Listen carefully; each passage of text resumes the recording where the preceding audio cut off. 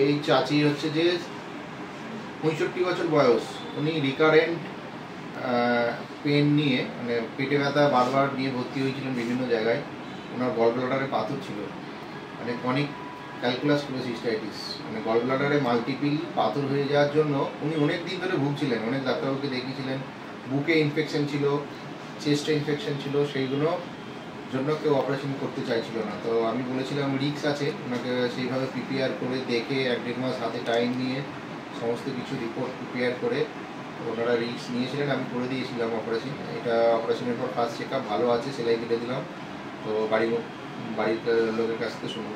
বলো তোমার মায়ের ব্যাপারটা। রিস্ক ছিল, স্যার বলেছিলেন হাই রিস্ক নিয়ে করাতে হবে, যদি আমরা রিস্ক দিই তো উনি করবেন। তো আল্লাহর রহমতে এখন ঠিক আছে, অপারেশন খুব ভালো হয়েছে। মাইক্রো সার্জারি হয়েছে, তাই তো? মাইক্রো সার্জারি হয়েছে। আচ্ছা চাচি বলো কিছু, কেমন আছো? ভালো আছি বাবা। আচ্ছা ঠিক আছে, চলো।